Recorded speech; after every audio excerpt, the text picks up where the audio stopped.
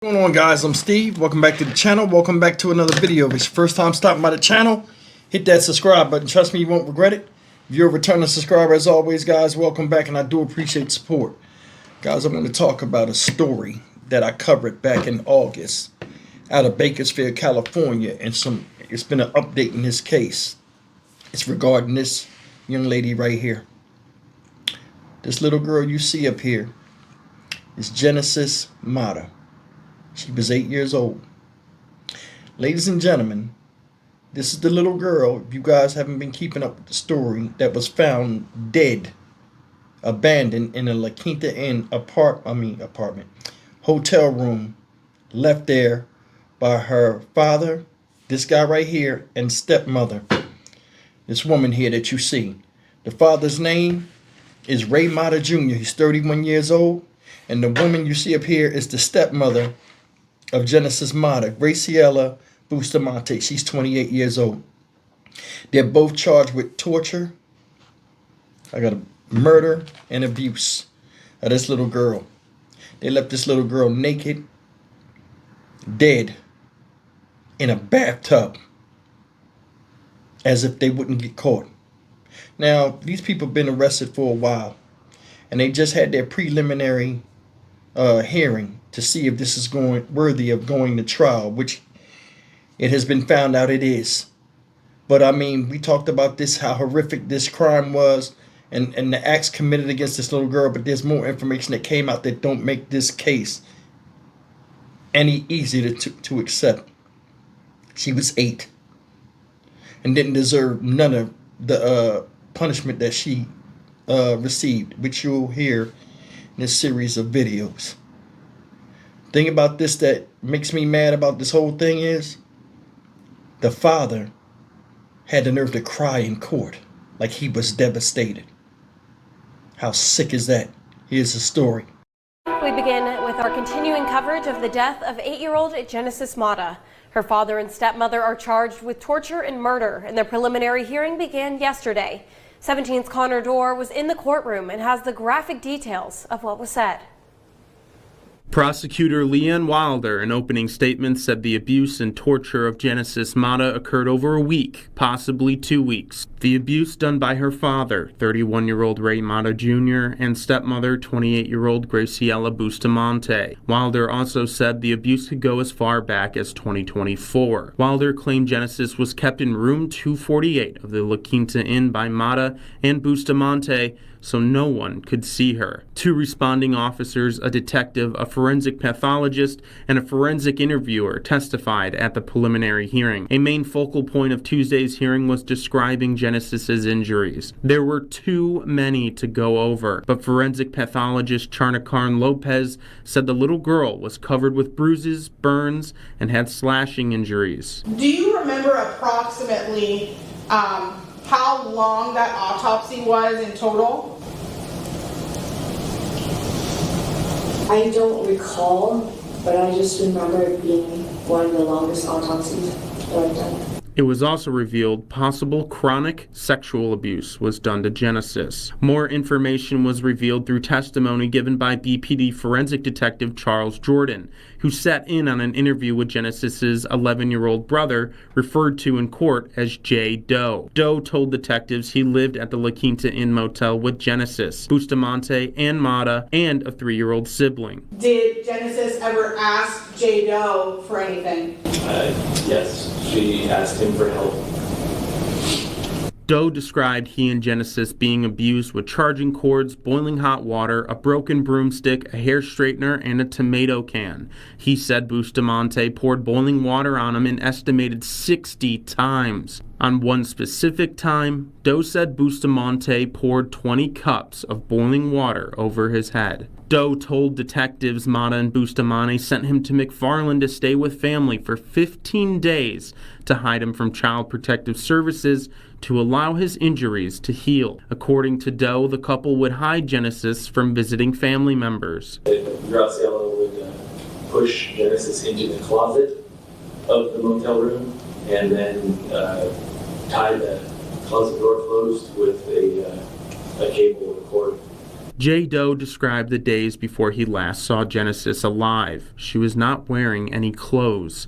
Doe said Bustamante would not allow Genesis to wear clothing, and she couldn't, due to her severe injuries. The last day Doe saw his sister alive was July 30th. Doe said his aunt came to pick him and the 3-year-old up. Genesis stayed behind. Because she had cuts and bruises on her body that they didn't want anybody to see. The hearing continues Wednesday. In downtown Bakersfield, Connor Dorr, 17 News. Tonight, with our continuing coverage of the death of Genesis Mata. Her father and stepmother are charged with torturing and murdering the 8-year-old girl. And today, Kern County Superior Court Judge John Brownlee determined that there is enough evidence for this case to go to trial. 17's Connor Dorr was in court today and joins us now in studio with the breakdown of today's proceedings. Connor? Jim, another emotional day in court as 3 officers and 2 detectives took the stand. Officers found Genesis's body with signs of severe trauma in a bathtub at the La Quinta Inn off Buck Owens Boulevard on August 2nd. 31-year-old Ray Mata and 28-year-old Graciela Bustamante are accused of abusing, torturing, and killing 8-year-old Genesis, as well as abusing her 11-year-old brother, going in court as J. Doe. Today, a BPD Special Unit investigator revealed the results of the sexual assault test on Genesis and her brother. He said that the nurse that conducted that exam concluded there was substantial chronic physical abuse and acute sexual assault. The lead homicide detective, Stephen Glenn, testified to interviews he had with both Mata and Bustamante, including text messages they sent each other in the days leading up to Genesis's death. As he was testifying to injuries alleged to have been done to her, Glenn became emotional on the stand. Did defendant Mata indicate to you about any abuse he witnessed at the hands of defendant Bustamante upon J. Doe? Yes, ma'am. What did he tell you? She brought us the boiling water in the microwave and slammed our hands in. Judge John Brownlee found there was enough evidence to go forward on all counts to trial. Bustamante and Mata Jr. are both due back in court November 10th. If convicted, the couple is eligible for the death penalty. I will have a full breakdown of today's proceedings tonight at 11. In studio, Connor Dorr, 17 News. It's absolutely heartbreaking, y'all. Absolutely heartbreaking. I'm going to tell you something. They need to have crimes like this to have special consideration and a punishment that's dished out. You notice in the justice system, crimes where people can't defend themselves from an onslaught of terror, people never really get real justice. This little girl begged for help from another little kid because adults turned deaf ears and were her torturers, bullies, supposed to be people that loved her and supposed to be taking care of her. It's funny, they'll lock a person up for lack of child support. They'll send you to jail. But the ones that don't support and give the minimum amount of respect to a human being that's their child, they don't do nothing to. And I'm not talking about life in prison, because this right here is special circumstances to where they don't deserve to live. She sat around and waited for help that never came. And the same thing with the justice that should be rightfully awarded to her, where she's not here to see it. Her and any other person out here that has died like that. She died naked, dead, scared, afraid, and by herself. And you let that sink in. She's only fucking 8. Only 8. And this is what became of her for just being born to this piece of shit and having a piece of shit stepmom. And speaking of that, I did the story about her ass got attacked when she went to prison for what she did when she first got locked up. The inmate attacked her, and people was putting all kind of money on her commissary to where they couldn't accept no more money because she didn't like what she did. Still not enough.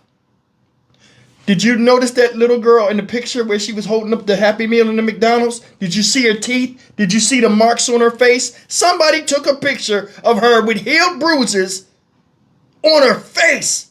Her teeth chipped up. She's only 8. She suffered horrific abuse, just like everybody else in these stories I cover. And it's the same shit. We'll get justice. No, the fuck you won't. No, you won't. This son of a bitch, the father, it's all on him. Because that's his blood relative. That woman, Bustamante, the stepmom, has no ethereal connection to said child, and she fed off the fucking demonic energy that you yourself inflicted on your child, and she went right along with it. How many times we seen in these child abuse cases where guys do crazy stuff to a girl's child, and she the boyfriend or the husband, and she don't do nothing to protect her own child? Why? Because they feed off the energy and resentment that one person has, whether it's for the child's father, or the child's side of the family, whatever, and the child pays the penalty, and the other person that's supposed to protect them has the other person do them dirty too. You think about that. How many of you women would be with a man after you see him brutalize a little girl? Married or not? You need your ass whipped, sir, first of all, because you're a piss poor leader and you was living in a hotel and you wasn't worrying about getting out of that. You was worrying about fucking your own kid up. They said she had acute signs of acute sexual abuse. They always attack the genitals of children. Don't you hear me? When they abuse them. Why? Why? To prove that they're less than nothing? You showed that when you killed her. Said she had so many bruises and injuries, they didn't have time to say them all in court. Lady said, the forensic pathologist said that's the longest autopsy she ever did. And it was a child, a little body. Man, this shit make me sick to my stomach, man. I wish I could fix this. I honestly do. Because nobody deserves this type of shit. And it's like, it's the old evil was replaced by a new type of evil. And the justice system act like they don't see it. And they think the old remedy is the cure for a new type of virus of violence and degradation of humanity. People are fucking stupid. Did you hear what the little boy said? They sent him away with family so he could heal away from prying eyes of CPS. This girl was beaten and tortured so bad, she had no outlet. They put her in the closet and tied it shut. Her battered, bruised, destroyed spirit, crushed consciousness and everything in the closet in the dark when family came over. She heard people that she's familiar with that could help her and was so scared she kept her mouth closed and stayed in the dark until the darkness was permanent in her death. How psychologically fucked up is that, people? Huh? I don't feel nothing for these people up here. Somebody said in the comment yesterday, why do I call these demon animals? You're right. You said because animals don't even do that shit. These are demons. They need to be squashed like the bugs that they are. It's heartbreaking that that stories are said like this, and a lot of people don't like to talk about them because it makes them sad or makes them upset, but it doesn't bring any type of change from these people that are around this and being exposed to this all the time, lawmakers, so on and so forth, and they don't do nothing about it. They don't say, you know what? Enough is enough with this shit. Let's come together in wherever they meet at and say, we're not going to have this no more, at least in our state. We can't have this. They always say children are the future. Children need to be treated with respect. Children need to be protected. I can't fucking tell in no goddamn, none of the states in America. It's always the same shit. Loopholes. You know they did it. They admitted to get them out of here. Get them out of here. Some of the stuff I wrote down, look how many notes I took of this. How many notes? Just from one video.